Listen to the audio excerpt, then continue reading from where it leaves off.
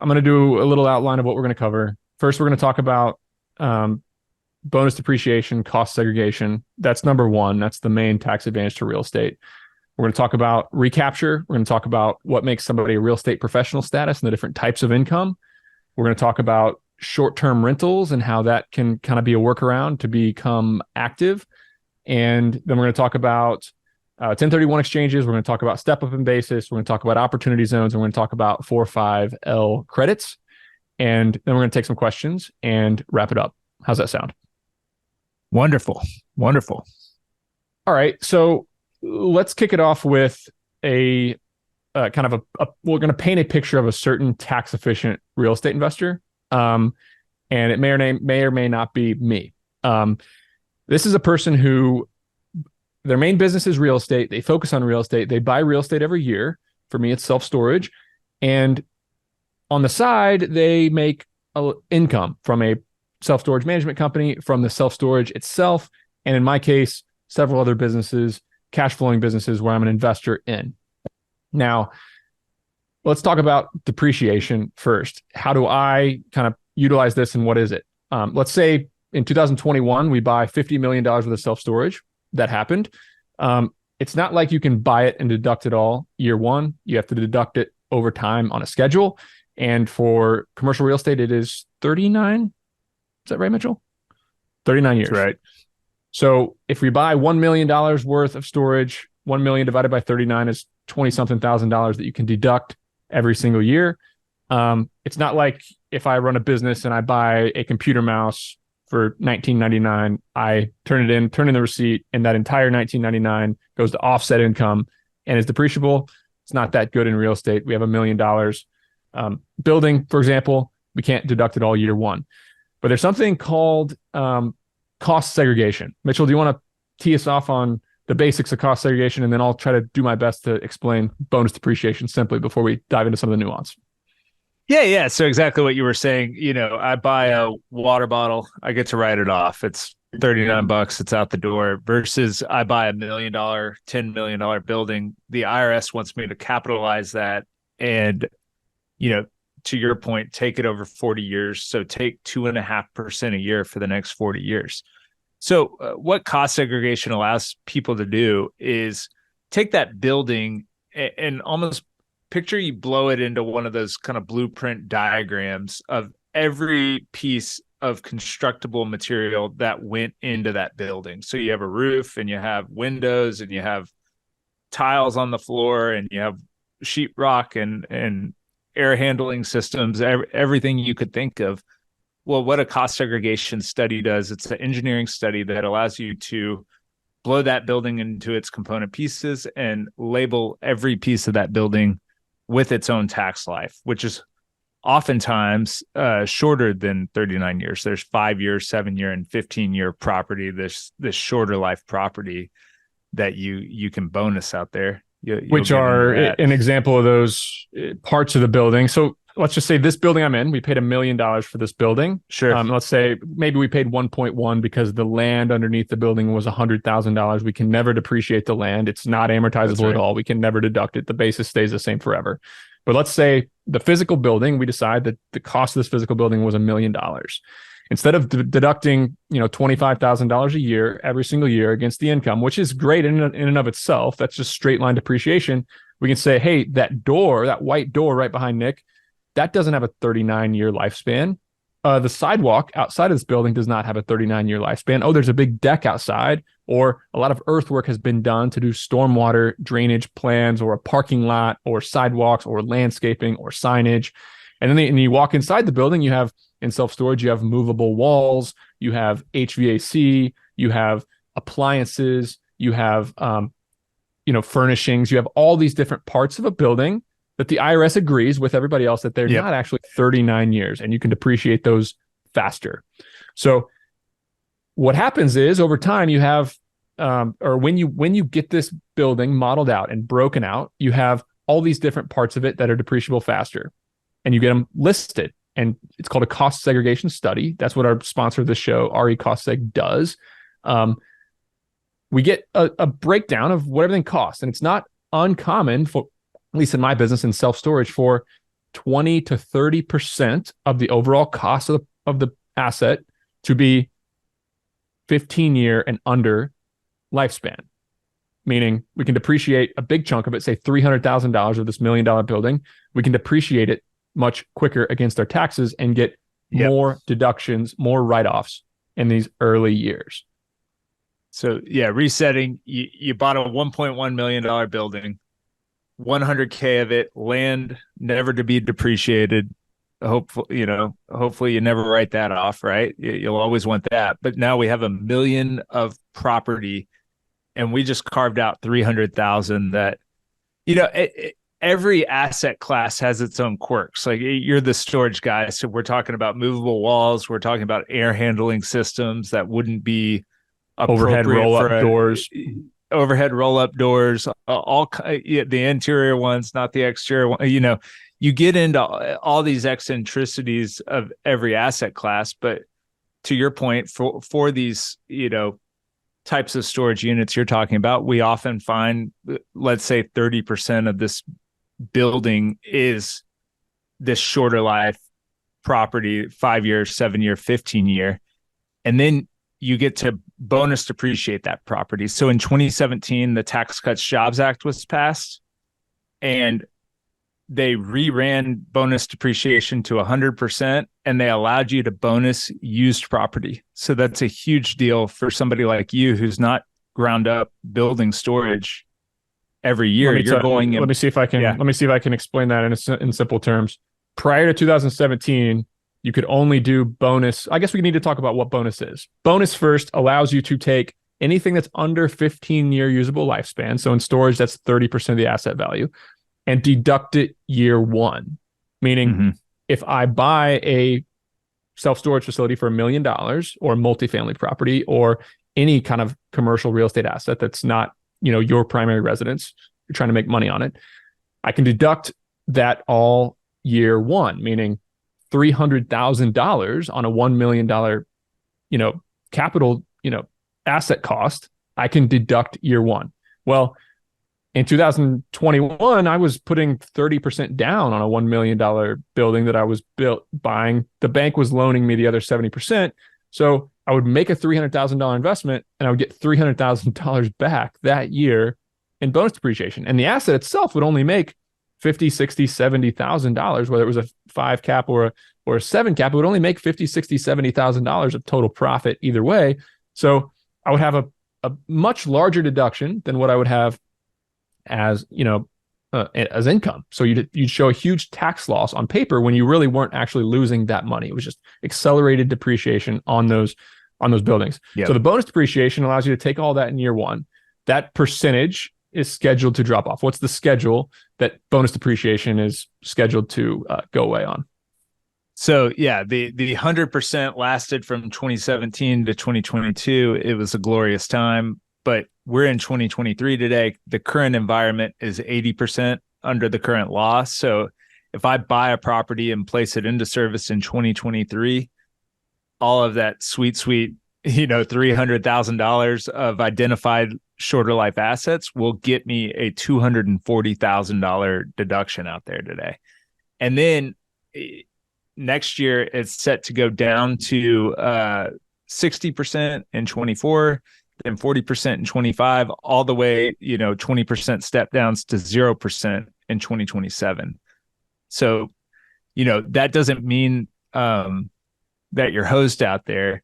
If you bought a property in 21, like you did, Nick, or in 2020, you can actually catch yourself up still. We'll talk about that more, but you file a form 3115, or you can amend the tax year if the tax year is still open and try to utilize past losses. And it's worth noting that like 2020 or 2021 property will be caught up at 100%. So it goes back to the year you placed the property in service.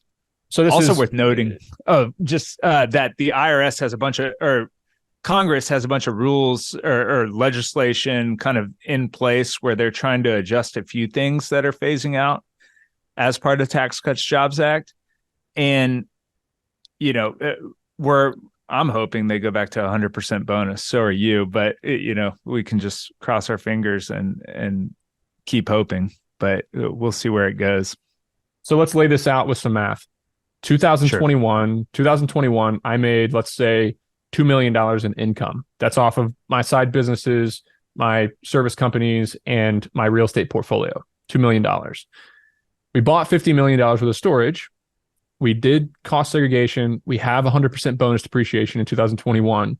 It evened out to about 25% of total, purchasing that we got back as a tax deduction, which made $12.5 million year one deduction at 100% bonus depreciation. So we buy $50 million worth of storage with about 20 million. We had leverage on the other 30. We take a deduction year one of $12.5 million. My income was only 2. So therefore, I have a massive tax loss that year. I carry forward even another $9.5 million or $10.5 million of depreciation onto future years. And that can offset my tax burden. And this is the big unlock. This is the number one thing we want you to take away from this webinar, is that this exists, because so many people don't know that cost segregation exists, and they don't know that the depreciation can be accelerated to take pretty massive losses the year you put a property in service. That's right. Even and so then you go into why doesn't everybody do this, right? Or you've just discovered gold. You know what I mean? You just discovered this idea that I can take great physical assets, I can take appropriate leverage, I can use this technique and accelerate a lot of losses, and take my cash flowing business and take these real estate assets that I love and erase tax, right? So why wouldn't everybody in the world do this? Well, we got to do our plug first. I mean, we got to do a quick plug. This is spot. We're not going to spend this webinar selling you anything really.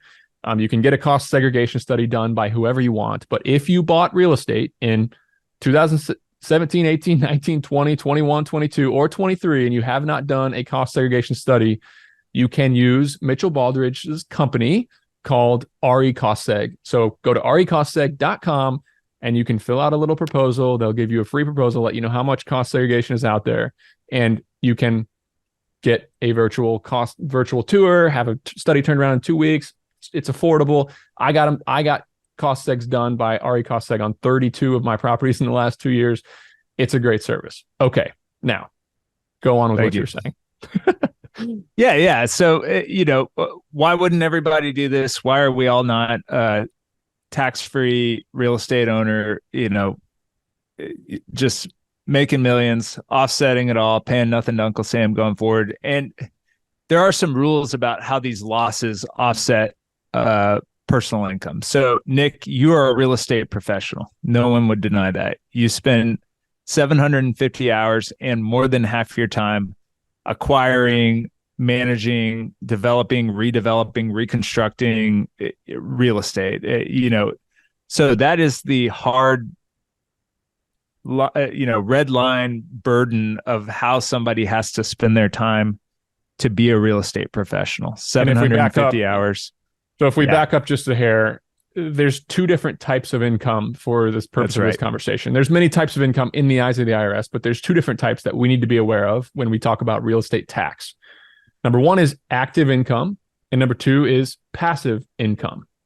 Passive income meaning I bought a stock and it went up in value. I didn't do anything, and then I sold it. That's passive income.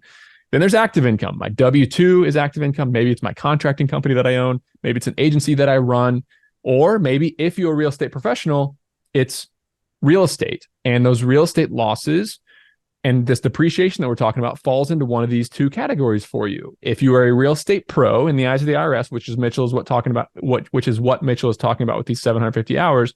If you're a real estate pro in the eyes of the IRS, then your real estate losses are active and they can offset other active income. Or a nuance is that you can marry a real estate pro. If your spouse is a real estate professional, then both people get this same status. So there's a lot of people that I know that have a real estate professional as a spouse, maybe even a real estate agent, a broker, or somebody who manages the family's investment properties or portfolio.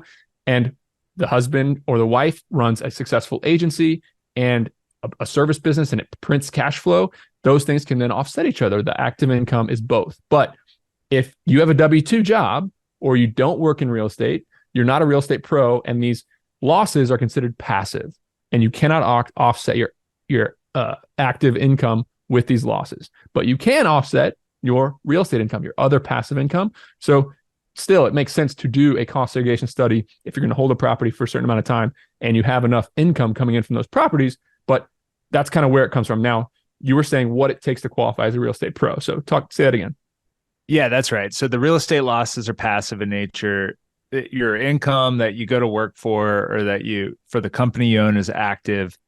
And the passive losses, which real estate is really, really, really good at creating, cannot go offset your ordinary income from your business or your job. So in order to qualify to be able to meld these two, to be able to take these passive losses and offset ordinary income out there, you have to be a real estate pro. Mm-hmm. And in order to be a real estate pro, you have to spend 750 hours and more than half your working time around on real estate.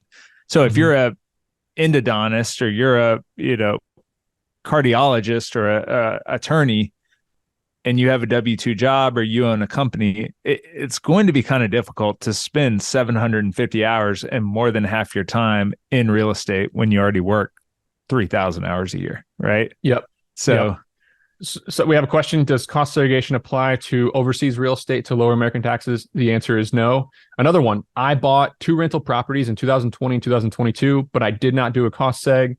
And this year my tax burden is going to be higher. Can I do a cost segregation this year to offset my income and capital gains this year? That's a question for you, Mitchell. Yeah. So, about the overseas one, every tax answer is it depends. But we really focus on U.S. real estate for U.S. people. It just makes the whole thing a lot simpler. I would tell you to talk to your accountant. Sorry for that. I'll ask that second question. I'll ask that second question again, just so we can get a clip out of this. I bought 2 rental properties in the last 3 years, 2020, 2022. I didn't do a cost seg on either one because my taxable income wasn't that high at that time. This year, I'm making more money and from that real estate, and my tax burden is going to be significant. Can I do a cost segregation today for those properties that I bought back in 2020 and 2022? So yes, you can. And you are a perfect candidate for that Form 3115 that we were talking about. So you will file your current year taxes and file this change in accounting method. You'll perform the cost seg study and basically be able to catch up all the bonus depreciation that you missed out on for those 2 years when you purchased the property.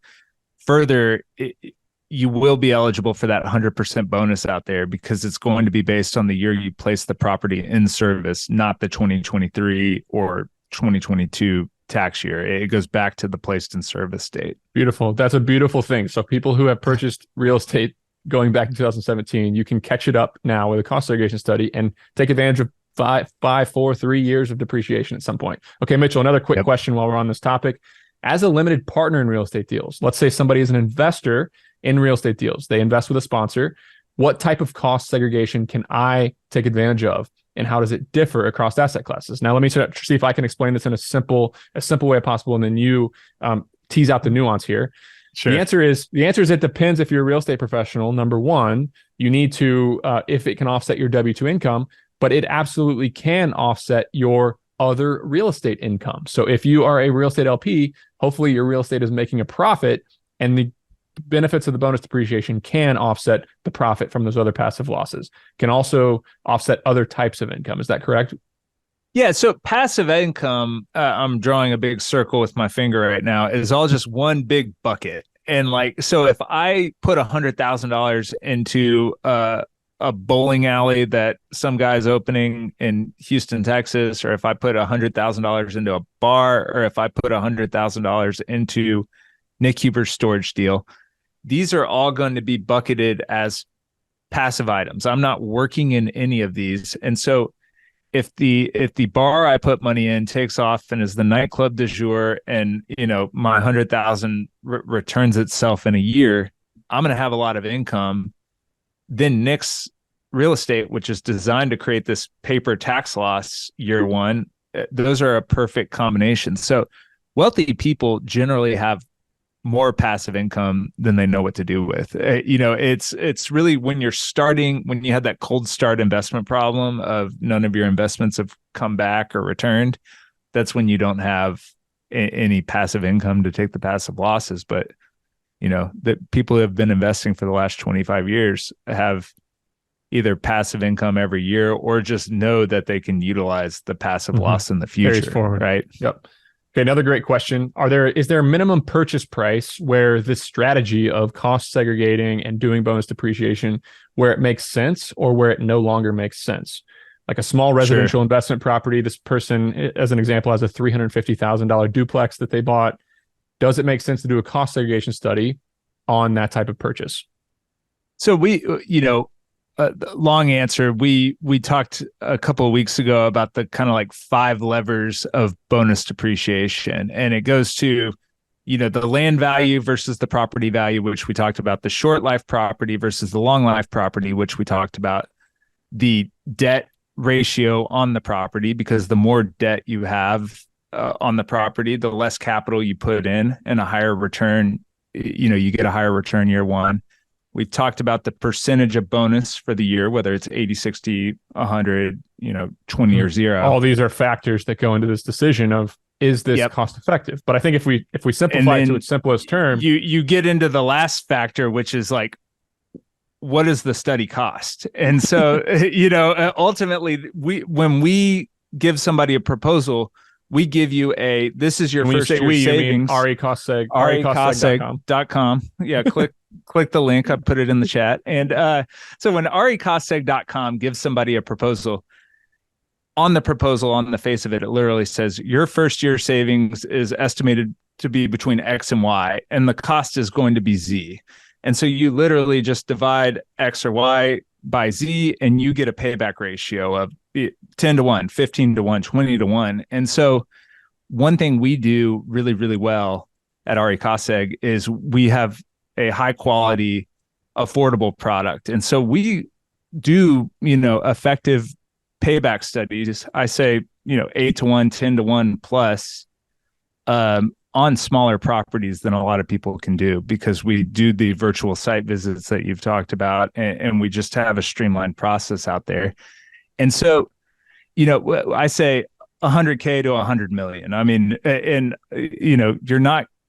you're going to have a hard time getting a great payback on something, that really is 100K. But, if you start to get into $100,000, $150,000 small house, we'll get you a proposal. The person in this example had a $200,000 house. Let's say 25% of it's eligible for bonus depreciation. That's a $50,000 bonus eligible deduction. 80% of that is 40 grand. And the study is going to be $1,000. It's already cost seg. We're going to do a virtual visit. And then you multiply that times your tax rate, which is the last factor, which is if you're in a 10% tax bracket, don't do it. But like the other person mentioned, I'm having a big income year this year. I'm going to pay 32%, 35% taxes. This is great income to reduce. I think one of the cool things about RECostseg is that it took the entry price of a cost segregation study from $4,000 to $1,000. I mean, we're going to have somebody do a virtual visit with you where they show you around with a phone, take pictures of your property, and give you a more affordable study. So another question: if the 30%, is accelerated depreciation eligible, meaning the 300 grand on $1 million asset, even if bonus depreciation doesn't exist, isn't that 300K then spread out over 5, 10, 15 years? So it actually stacks up to be more like, 5 or 6% anyway. That's one of the questions here. Yeah. So on bigger properties, as bonus goes away, these $100,000, $150,000 properties are going to stop being as affordable, especially if you just look at it in year one. But look, if you look at it over 15 years, that becomes the payback period instead of 39 years. So on bigger properties, people have been cost segregating huge properties as a rule for years and years and years. 20 Tax Cuts Jobs Act, 100% bonus kind of unlocked the floor for smaller properties. But yes, this will continue to be a viable strategy, and it will continue to go regardless of kind of like where bonus takes us in the next couple of years. You also have to look at like this 5-7 year property, 5 and 7 year property. They use something called double declining balance method of depreciation. So a lot of the depreciation gets front loaded. So we're going to start looking at the payback ratio in terms of a few years rather than just 1 year. Right. A lot of questions about who qualifies for real estate professional status. One says, I'm a loan officer, but I have 8 rentals and I'm a 50% partner in 3 Airbnbs. Can I qualify for this professional status if I manage all my rentals myself? And this is a good segue into the STR loophole. But the bottom line is that, look, there's 2 camps here. Like there's you're not even close. Like you obviously have a job. You're just trying to cheat. And then there's like, okay, I'm going to do the work to build a case and record my hours and find a CPA who's willing to work with me. So if you talk to one CPA and they're sitting back in their desk and they don't want to do the work and they're like, no, you don't qualify. And you're like, but I buy a ton of real estate and spend a ton of real estate. Go get a different CPA and get another opinion and build a case. That's what good CPAs do. They do the work for their clients. And frankly, you can change your behavior. You can do things that are more real estate forward to become a real estate professional, but it's super nuanced and there is no right answer. And you have to build your own case and you have to be comfortable with your decision. You have to find CPAs that are comfortable with that too. I think that's the long answer there. But that's what I mean. Talk about recapture, Mitchell. I don't want to forget about talking about that too, but go ahead. Sure. I mean, you own no real estate at one point, and then a few years later, you owned a lot of real estate. So if you're willing to take, a 36-month view on how you can do this and ride a couple of markets, you can totally change your life. So a lot of this is informational. So yeah, we'll talk about recapture, then we'll talk about STR. So recapture, there's definitely some caveats and like who should do this, who shouldn't do this. So let's talk about who wouldn't do this. One, let me explain. Let me try my best to explain it as simple as possible, and then you can tell me where I go wrong. I think that's good practice because I don't know a lot of the terminology. So recapture means we buy a building for $1 million or $100,000. We take a $300,000 tax loss or $260,000 or $240,000 if it's 80% eligible, and we carry some of that forward. But what happens is our basis drops in that property. Our basis drops by that amount, meaning we now have a $700,000 basis in that $1 million property. So if we sell that property for the same price we bought it for, $1.1 million, we now have nearly an $800,000 basis, and we have a $300,000 gain in there that's taxed at the recapture rate, which is 25% or so. And it comes back and you pay it when you sell. So what recapture does is it lowers your basis and gives you more of a taxable hit when you sell a property. So if you do the bonus depreciation year 1, you have more bonus depreciation year 3. Year 3, year 3 or year 4, you sell. You have a chunk in the middle of the basis between $1 million and $700,000 that you no longer have as your basis, and you're going to pay taxes on that plus all the gains. So you're really kind of just pushing the tax can down the road, and you're getting kind of an interest-free loan from the government because you're not paying Uncle Sam taxes now, you're paying Uncle Sam taxes later. And if you can put money in treasuries and earn 5.5%, or you can buy more real estate and earn 10%, you are getting a yield on money that you didn't pay Uncle Sam. And my strategy as a real estate investor is to buy a couple properties every year, never sell any of these properties, and just continue to gather that new depreciation from new things that I buy every year to help, basically roll my wealth snowball down the hill without Uncle Sam taking a huge chop on it every year. I have friends that are in tech. They have high W-2s. They're running agencies. They're making tons of money. And every year they write 7-figure checks to the government. Okay. They make $2 million. Let's say one of my friends makes $2 million. I make $2 million. He writes a, $800,000 check to the government. I'm depreciating. I don't. And then I get to compound that money. At the end of the year, I'm left with $2 million. My tech friend is left with 1.2. He puts his 1.2 in investments. I put my 2 million in investments. I am compounding and building wealth on an interest-free loan from the government. Yeah, rather than getting cut in half and then investing after tax, you're investing before tax in great assets that are going to grow in value. So yeah, that's all right on. So recapture, what you're building when you push forward all of this depreciation is something called the deferred tax liability. These are like go to sleep nerd terms, but you are building this item that if you were Microsoft and you had a gap financial audit, your accountant would come to you and go, "Hey, Nick Hubert, you have a deferred tax liability," and you go, "What are you talking about?" You But owe the that government is, money at some point in the future, basically. yeah, you owe the government money at some point in the future. It doesn't show up on your financial, your PFS that you send to your bank, your personal financial statement. It doesn't really show up anywhere, but it is debt. It's debt in the stack of your business, so you should treat it like debt. You should be cautious and wary and use it in a smart way, like you real estate folks do out there. And this also seems like a very big lever in whether or not we should do a cost seg study. Sure. How long, like, okay, there's our tax bracket. There's how much income do we have? That's very important. The overall purchase price of the property seems very important. How long we're going to hold the property is also super important. A house flipper might call you and say, Mitchell, I just bought a house. I want to do a cost segregation study, and I'm going to own it for 90 days, and then I'm going to flip it and sell it to somebody else. Or I'm going to add my value and I'm going to sell it early next year. Yeah. And you'll say, and you would tell him, I would say that is not real estate. That's inventory, and you can't cost segregate. You can't depreciate your inventory. So, house flipper is a totally different strategy where, like, on the other end of that curve, think about the opportunity zone developer or the opportunity zone value add guy who's going to buy in an opportunity zone, add value, and hold for 10 years. And at the end of that 10 years, receive a step up in basis.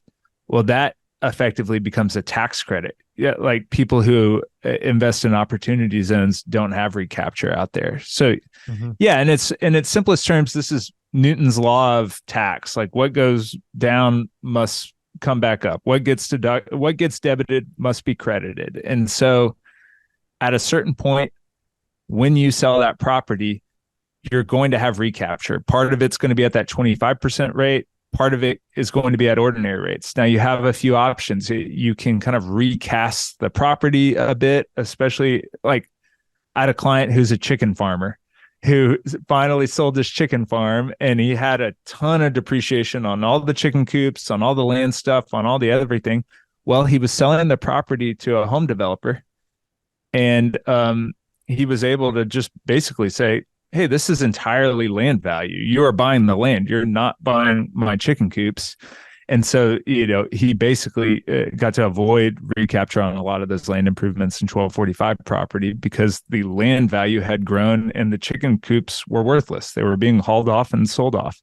And so, but another part of this is that, look, I would rather pay taxes when I have a liquidity event. If I'm selling a property, I'm generally selling a property because it's for a gain, and I would rather pay my taxes then when I have money from a gain of a real estate event than pay my taxes when I, earn money throughout my career and can't invest it. It keeps me from investing more money. Quick question: what if your W-2 is in real estate? What if you work for a real estate company, real estate private equity, something along those lines?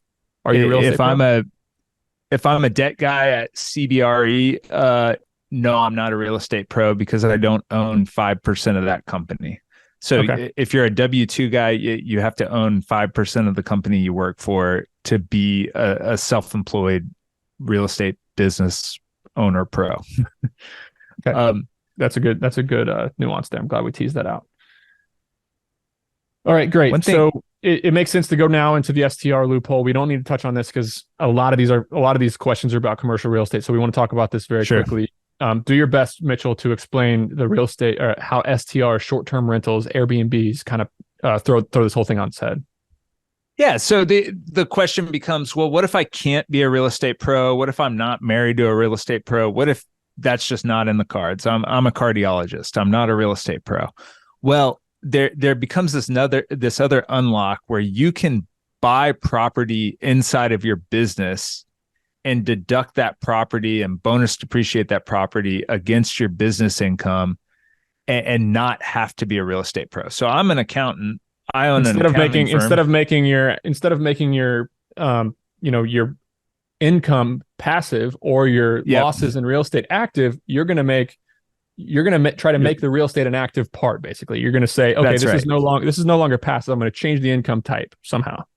So yeah, I'm an accountant. I'm going to go buy a building that we're going to operate my accounting firm out of, and it's ordinary and necessary and reasonable as a course of business. Well, now all of a sudden that is a part of my accounting business, and car wash guys do this as well. Doctors buy their buildings all the time. Well, when you start an Airbnb business, you are just starting a hotel that happens to be run out of your house. So it's an operating business. So you're no longer having to fulfill that 750 hours and more than half your time, bright line test. You're now just having to fulfill material participation requirements, which means you have to work 500 hours or you have to work 100 hours and more than anyone in the business, or you have to be really like the only person that works in the business. So if you have an ADU or if you own the house next door and you Airbnb it and you do all the work, it really doesn't matter how much time you're spending. That is a materially participating active business that you are running, that you are spending the time in, and therefore the STR loophole happens. So a short-term rental is a rental that's rented on average for 7 days or less. So, these Airbnbs out there, you can't do it for midterm. So basically, if you have a W-2, this is a very real scenario. You have a W-2, you're a high earning doctor, lawyer, you work for a company, whatever it is. You want to buy a beach house in Pensacola, Florida, or in the mountains or on the lake or whatever it is. And you want to then use it as a rental, use it as a short-term rental, do a cost segregation study on this. Maybe it's $1 million vacation home that you're buying. You can take a $250,000 deduction from bonus depreciation on that second home, and it can offset your taxes from your main gig if you qualify the rules. You don't stay there more than 14 days. Yeah. You don't stay there more than 14 days a year, and you rent it for on average less than 10 days. You can stay there for a working day. So the new form of tax fraud in 2023 is you go to the wrong beach house. That's the joke, but you rent out the neighbors or something. Yeah. It's look, there's a lot of nuance here. Get advice. We don't have time to discuss all the aspects of this. Another quick question here, Mitchell, if we move on from STR loophole, somebody says, our family bought property back in 2021. This year, my wife will become a real estate pro. Can we go back and harvest those losses, those passive losses this year when she just became a real estate professional this year? Man, that's a good one. I got to get into that because I don't want to lead you wrong. I feel like we don't have to answer them if we're not sure, but I think that there could be a case. But yeah, I need to dig into that exact example because that's just I don't want to give the wrong advice. Okay, let's talk about step up in basis. Let's talk about step up in basis next because this is my favorite play. Yep. Let's just paint this picture of this person who has these side businesses and makes millions of dollars a year. They invest the proceeds into real estate. They keep getting this depreciation to offset their taxes so that they end up with all cash and no tax. It basically shields the income from their side business, their W-2, whatever it might be. And then they just own it. Just like these real estate families in New York, these real estate families in LA that have owned this real estate for a very, very, very long time. We just, we know how powerful that is because you buy things and 10 years later, magically the value has doubled somehow. Who knew? And then you also just keep accumulating more and more depreciation. You're buying a little bit of every year. Let's say I do this. Let's just say Nick Huber does this into his 80s and then his 90s, or maybe I just pass away next week. I don't know. Maybe I'm in the mountain and I have an accident hunting elk and I'm gone. You guys can celebrate because I've lived a great life. But let's say I die and I'm going to pass my real estate portfolio. Let's just say it's an empire. I love your real estate dream. Your dream ends and you're dead. This is perfect. Keep going. I love this tax hack so much because I can die and it's just so much benefit. So it makes dying a lot less sad. And if you have parents that own a shitload of real estate, it's going to make their death a lot less sad for you. Because basically what happens is it's called step up in basis. And when I die, let's say I own $5 billion worth of real estate or 5 houses worth $500,000. It doesn't matter. But they've been depreciated all down to nothing. I've depreciated them. We talked about that gap between the basis and the sale price or the market value, that recapture. There's capital gains. There's all these different things that just make it a taxable event. But when I die, and I pass my real estate portfolio down to my kids, there's this beautiful, beautiful loophole in the US tax code where my offspring or the people who inherit this property get a step up in basis to fair market value today. Meaning if they sold it that minute, if they sold it 3 seconds after I passed away, maybe we'll make it the next day to make it easier on accounting. If they sold it the day after I died for, let's say I got $1 billion basis, I've depreciated all this billion to protect my cash flow. Let's say I sell it for $5 billion. So I got $4 billion of capital gains, but it happens the day after I die and my family sells this property. Can it be, Mitchell, that they have zero tax liability? How can that be? So it doesn't work exactly like that. So there's this thing called the death tax, right? We call it the death tax because it's bad. And so you have this exemption for your lifetime estate where you can either give within your life or within your death this number, which changes and tends to go up every year, but like bonus goes up and down. So this year it's $12.92 million per person.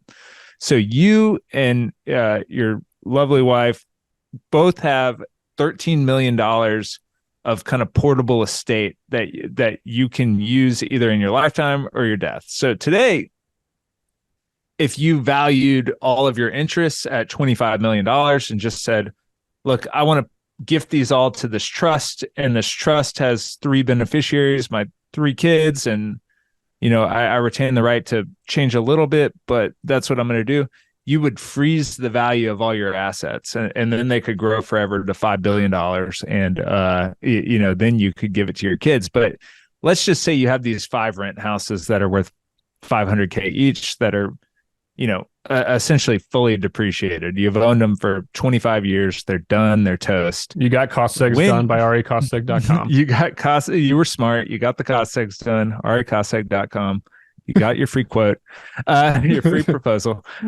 So yeah, you do that. You have no basis. When you die, when assets pass through your estate, they use this whole lifetime exemption. And when the lifetime exemption is fully utilized, the assets come in rebasis. So then your smart kids can go back to recostseg.com and get another free proposal. and we can start the whole thing over again. But yeah, so it's pretty much as I explained. That's insanity. Yeah, but there is a limitation. But then, that was famous when Steinbrenner died. There was no estate tax. It was just unlimited exemption. The whole thing got revalued. Also worth noting, that opportunity zone is a big deal where you get that step up in life. Let's talk about opportunity zone after one question. Dallas Leitner says he's in the chat, and if you're looking at the chat, you can ask a live question. I buy an apartment building for $4.5 million. He says, let's assume land is worth about $500,000. I put $2 million into the rehab. Now it's worth $9.5 million. He says, can I write off the improvements, which is the $2 million? And can I do a cost seg on the $4.5 million building that we bought? If not, would it be more beneficial to write off the improvements that first year and not do a cost seg? Or how should I go about doing it? And my uneducated answer is go to recostseg.com right now and fill out the proposal form, because you're going to be blown away by how much depreciation you're able to collect on this. But Mitchell, what is your take? Yeah, that's totally right. I mean, this is right in our wheelhouse of you bought a $4.5 million property. You put $2 million of improvements on it, $500,000's land. So now you have $6 million of improvement basis. We'll work to go try to get you 15 to 30% of that $6 million as a. So what you're saying is write-off. As a tactical answer, yes, do both, right? Keep track of all your expenses, turn your expenses on the rehab into RE cost seg, and they will incorporate those expenses into the cost segregation study. Beautiful we do thing. That all the time. Another thing, another question. My grandfather's passing down some multifamily rental real estate worth about $5 million to my wife and I at a stepped up in basis. This person's got it going on. Can we benefit from a cost segregation study once we inherit it? When is the in service year? And he also said, my wife is a real estate professional and I have a great W-2 job. This is a lucky man. Well, sorry for your loss, but beyond that, Yeah, the one thing you need to look out for is there's this thing called excess business loss limitation rules. So you want to offset your great W-2 income with this big loss out there. There is a limit where, look, the most extreme example, I'm a hedge fund person. I make $10 million a year. I'm married. I have a $10 million W-2. I am limited to 600,000 if I'm married, 300,000 if I'm single of losses that can be taken against that W-2, excess business losses. Okay, so it's three or $600,000 limit a year. But it just carries forward like a net operating loss, and you get to take part of it next year and the year after that and the year after that. So the short answer then, Mitchell, just tell them what they can do. Like go to recapseg.com, fill out the proposal. Yeah. And I mean, yeah, and we deal with kind of like what you're showing in these questions, that every little case is a corner case. We deal with a lot of these for everybody. We give you advice up front. We don't want to sell a cost seg study to somebody who can't use it. That's sort of a nightmare. So really, we want to qualify you. We want to make sure that this is a fit for what you're looking to do, both in the short term and the long term. So you can bring us little questions like that, and we're going to do our best to answer them. If they're too far afield, we'll go, hey, call your accountant. But okay, so basically they get to put this year, 2023, as the year placed in service and take that big chunk of depreciation this year. Is that correct to say? Yeah, that's right. Okay, beautiful. recapseg.com. Erica Sherwood says, I bought a property in Opportunity Zone and my CPA messed it up and cost me an extra $250,000 in taxes. I need Michael Bainbridge in my life. Michael here. Mitchell Baldrige, folks. Yeah. Okay. Let's give the rundown on Opportunity Zone. Mitchell, how does that work? So opportunity zones are this thing that the same Tax Cuts Jobs Act that made this whole opportunity possible lately came in and they identified these specific areas of each state. They gave the governors the allowance to pick the areas, and they said, we're going to take zones that are kind of having a hard time, having a hard economy, they're rough parts of town or bad parts of town, and we're going to cordon off these areas, and we're going to allow real estate developers to come in and either ground up develop or buy and substantially rehab property. And then we're going to give them all of these tax incentives. Like zooming out, all of these tax tools are incentives to get people to go develop, to go improve, to go really grow an economy, both, the U.S. economy and local economies. And, that all these tools, everyone says, oh, these real estate guys, they're a leech on society. They pay no tax. Has anyone ever told you that, Nick, that you're a leech on society? Okay. Oh, yeah. Many times on Twitter. So, yeah. So, I mean, but this is like people wouldn't go develop without these tools or without these incentives, or people make decisions on how to outlay capital based on the immediate tax benefit. Because like your point, it's like I can either pay tax or I can go buy another property or improve another property or replace the roof on my property. Hopefully not. But, so these opportunity zones, they allowed you to take capital gains that already existed in your portfolio from any source. So Apple stock, Tesla stock, or another building. Selling a business, selling real estate. Basically, if you sold any asset and you have a big capital gains bill, you put it in a designated fund. You go buy a building in one of these designated areas. If you improve on it with half the budget or something, a certain amount of expenses to make it better, and then you hold it for a 10-year time frame, that then money is eligible to pay no capital gains on the liquidation of that asset as well. Is that correct? That's right. And so the capital gains from the original sale are set to come due in 2029, and you can't defer capital gains anymore, but it's still a viable strategy of, hey, there's this great part of town. It happens to be in the opportunity zone map, and there's this great crappy property that I would love to improve. If you do that, you can depreciate the crud out of it. And then if you hold it for 10 years, you wake up to this magical step up in basis moment, which means you never have to pay recapture. That whole tax liability that you had out there now becomes a tax credit. It washes away, and you could go sell it tomorrow and move on down the road if you want.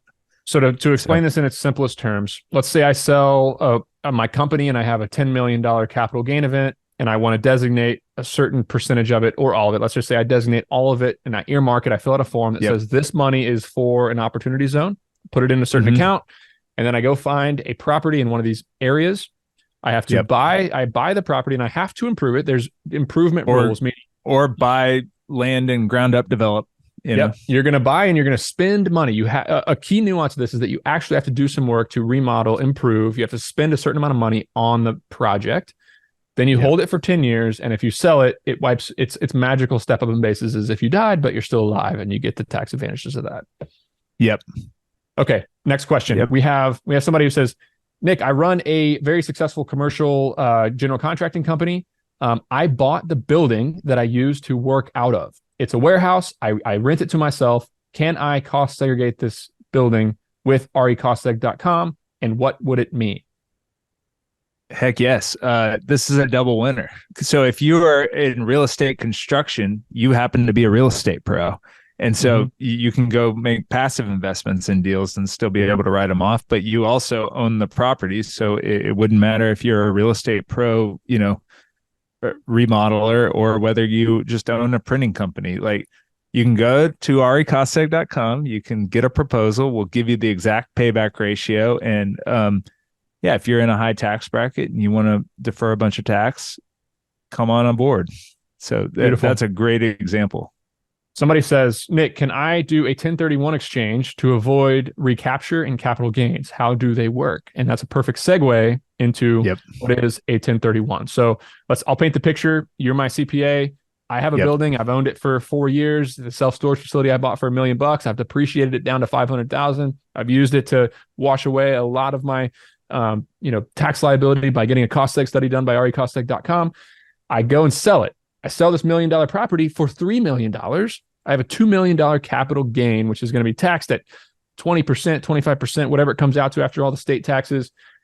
But there's this thing called 1031 where I can earmark that money to buy another like kind, which means an investment property. I go buy that property with the gains, and I basically have pushed the can down the road further, and I've exchanged my liability, and now I don't have a tax liability. Is that correct? Yep. And now you have an adjusted basis in the new property, but lo and behold, you can cost seg it again. So I did a podcast with somebody, and he called it grabbing the wolf by the ears. And that is the good and the bad is you grab the wolf by the ears and it's running fast, but you better not let it turn on you and bite you. But you can continue to perpetuate this strategy.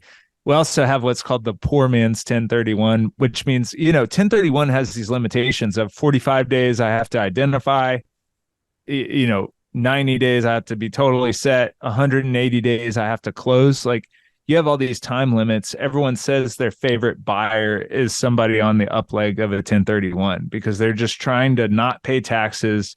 And so they have no leverage. They have no way to negotiate. It's very difficult within 6 months to get the best sales price for a property and the best purchase price for another great property. So the poor man's 1031 is you just sell the property, you forget about 1031 rules altogether, and within the same calendar year, you try to find another good property where you can take your gains and put it in as equity and hopefully get enough depreciation to not get walloped by all the taxes and recapture and all that, I just put a YouTube link in the chat of my interview with Jay Sheminsky on stage in Los Angeles last fall, and he sold a portfolio of self-storage for $1.5 billion, over 40 giant self-storage facilities. And he had a capital gain event looking in the range of $900 million. And he 1031'd the entire portfolio into over 150 assets, Class A multifamily, self-storage, other types of asset classes, where he sold the property, earmarked the 45 days, identified his 3 buildings, closed on one or more of them, and he made this 1031 happen. It took a team of 20 lawyers, of course, and a lot of tax advice. He said it took like 10 years off of his life, so he'll be able to step up his basis quicker. But That's an excellent video. amazing story. That's an excellent video and an excellent story about how 1031, how powerful 1031 can be. As again, this is all. I think the higher, or like the overwhelming, pattern here is about tax deferral. Yep. It's tax deferral. We are deferring taxes into the future. We're keeping more of our wealth, more of our income, more of our, asset value and just money. We're keeping more of our money from Uncle Sam for longer so that we can invest it and we can grow it. So look, if you're good at investing money and growing money, then depreciation is for you, and an opportunity zone is for you, and 1031 is for you, and a real estate professional status is for you. But if you're not, and you're not an investor and you don't know how to buy properties, this whole thing doesn't make sense, because you might as well pay the government now or pay the government 3, 4, 5 years from now. It doesn't matter. But most of us are in the business of getting return on yield. We need cash. Cash fuels our business. So the further we can kick the can down the road and defer taxes, we use the term all the time, save on taxes. That is not what we're doing. We're deferring it. Yep. We have a deferred liability to the government. We're taking an interest-free loan from Uncle Sam, which I, for one, am very, very happy to do. So like one tax deferral strategy that everybody understands is a 401k, right? I get a job and I can put $19,500 in that account. It will reduce my income this year. It'll grow tax-free for my entire life. And then whenever I go to pull the money out, when I'm 59 and a half or 70 and I get, required minimum distributions, I'm going to pay the tax at that time. And a lot of people bet it's going to be a lower rate then, or that, the compounding is going to be great. More money. Yep. And so like, look, if you go buy that $1 million self-storage facility and you put 300 grand down and you get a 300 grand depreciation deduction year one, that's a 401k. Or I mean, it's the same strategy of like, I'm just going to put equity into this asset, and it's not Apple stock. It's a, levered up great piece of property. And then I'm going to ride it until I'm 59 and a half. But the great news is you don't have to wait until then. You have the optionality. You can sell it. You can 1031 it. You can cash out, refi against it tax-free. You can put it into a joint venture and scrape the thing and build a high-rise apartment complex. There's just a million things you can do with these assets and enjoy the tax deferral. Versus if you have a 401k plan or a defined benefit plan, you're kind of limited to what you can do out there. So nothing wrong with 401ks. It's just something that everybody understands as a tax deferral strategy. We're just trying to run a different strategy where you have a little bit more agency. I love it. So I just turned the chat on over on the right. So open the chat and tell us what you thought of this. Tell us what you thought of this webinar. Did we do a good job? Did Mitchell give you something of value that you can take away from this? Are we going to help you save money in some way? One question before we wrap up, Mitchell. Well, we can take a couple more questions too. Ask the Q&A. We got a few more minutes here. But can you talk about the logistics of what a cost seg is? Sure. Let's see. I go to recostseg.com. How does it work? I sign up, and maybe I'm the best one to answer this because I'm the one who's actually used recostseg on some buildings that I own. But yeah, so you go to recostseg.com, you fill out a little thing with the property you bought. Within 2 days, you get a proposal that says, hey, this is how much we think we can, defer in taxes, and this is how much you'd pay for this study. Then you set up an appointment with one of the reps at recostseg, and you get your phone out and you do a walkthrough, and he says, or she says, point to that HVAC. How big is it? Can you get the, what's the tonnage of that unit? Let's go outside. Let's look at the condenser. Oh, how many, let's estimate the sidewalk size, and we're going to measure that. How big is that deck? How many windows are here? How many vents are in each area? How many, we're guessing, or they're making very precise estimates of all these different parts of the property. And then they do a study and send it back to you, and you hand it over to your CPA, and that's it. And look, if it's a 2-bedroom, 1-bath, $100,000 house, we may even avoid that study altogether because we can model it and do it for a little bit less. If it's a $30 million apartment building, on a 5-acre site, we might just fly out there because it's a big enough deal and we need to get it moved around. We have the ability to kind of flex up and flex down for the property that you're doing, but yeah, at the beginning, you fill out the contact form. You'll hear back from us in 1 or 2 business days. We'll get you a proposal. It's very easy to sign, very easy to ask questions, and then we'll schedule the walkthrough, and we'll turn that report around for you. We're still doing cost segs for folks who haven't filed their 2022 taxes out there. Love it. We're going to take a couple more questions here. One is, how often do these tax strategies translate internationally? Have you compared tax schemes in the States with foreign countries? And what do you recommend for people who are not primary residents of the United States? Does something like this exist in Canada? I mean, I haven't actually researched this at all, so I don't know. We talked to Clint, who's Clint, Clint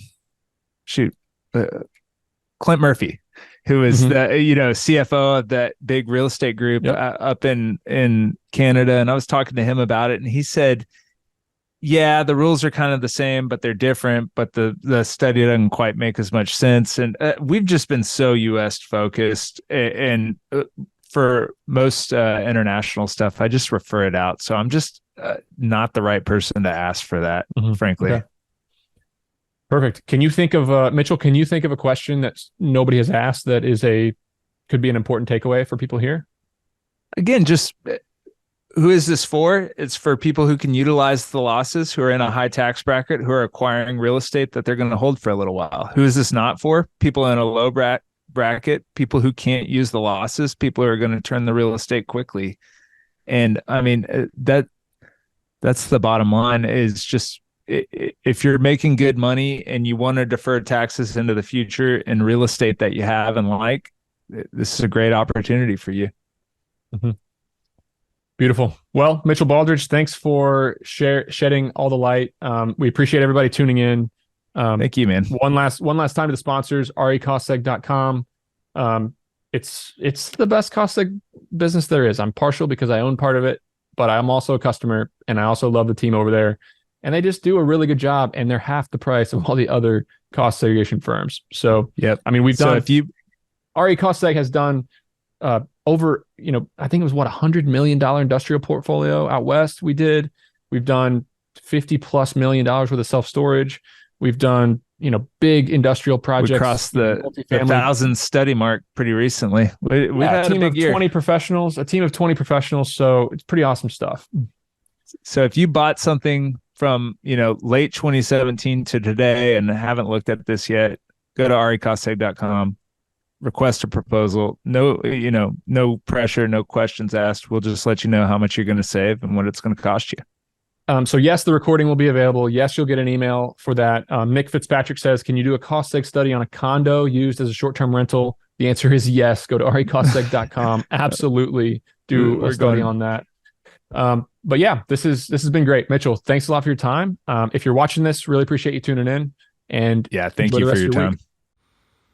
Big news, guys. I created a free PDF that details my method on how I analyze a self-storage facility and figure out what it's worth. Give me a pen, the back of a napkin, and a couple metrics, and I can figure out about what the property is going to be worth to me.